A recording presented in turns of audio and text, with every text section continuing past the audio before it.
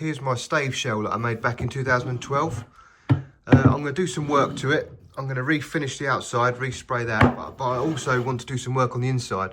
I want to mill out a lot of the material from the inside of it to sort of create re-rings and just take a bit of weight out of it.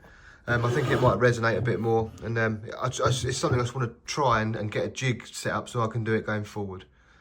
So in short, I have this shape, and what I want is this sort of shape.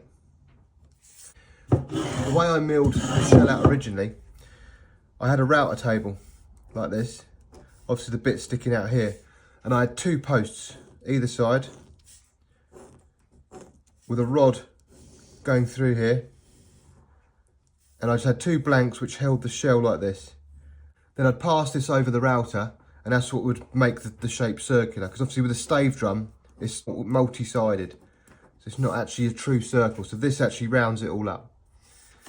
The second jig, the shell would run on 4 casters and it'd sit like this, and as a cross section. Then I had 2 bits of wood that was on a sled that come over the top in here, and then I mounted the router in there, and then you could pass that through the centre of the shell and mill the inside out. The thing is, this was wooden. It was very, very clunky, but it didn't need to be complicated, because you're only doing, once the outside's round, the inside will follow it. So it's just not an issue. So I've come up with a jig that's the tolerances are so much more tighter on it, and now hopefully that'll allow me to create this shape in here and accurately and keep it square. So here's a design for the new jig that I've come up with. It's sheet metal rather than wood, and I've made locating holes so we can actually bolt it down to a fabrication table, which should hopefully eliminate any sort of play in the jig, so the edges will cut straight. If you can see there in the cross section there, you can see the router bit coming through, and then you can see the actual profile of the shell in there. And that's what I'm trying to achieve. The first part of the jig is running on some bearings here. There's 4 bearings that it runs on. You can actually see them in this view better there. So it's running that way on 4 bearings. It's retained by 2 pins at the top, so it's really secure. I've also integrated this part of the jig into the bit that holds the shell, and these slots here, when this point actually hits here, it will actually align the cut in the right place both sides, so I don't have to rely on marks or eyeing anything up. As soon as this point is pushed up against that edge, the cut here will be correct, and when I do the same here, when that's fully engaged that way, the cut will be correct here. That's the plan anyway.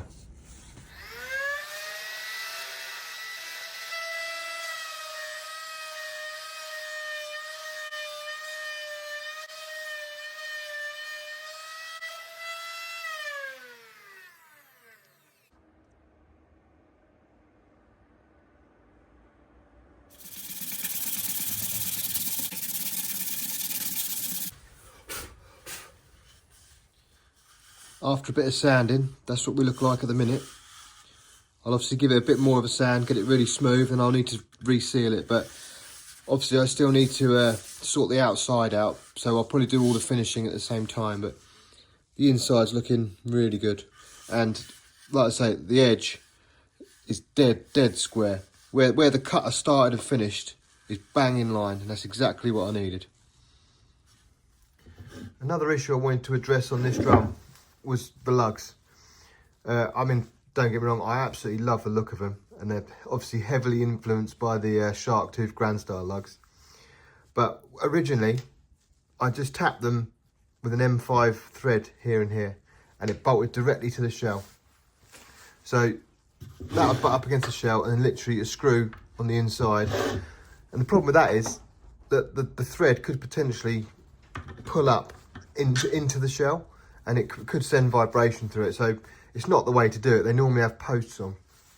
The challenge is getting something with an M5 thread and have a 6mm diameter to act as a post, and have an M4 thread on the interior. So there's a lot of problems in the way. But what I found with an M4 riv nut here, a 5mm thread pushes into the back of it perfectly.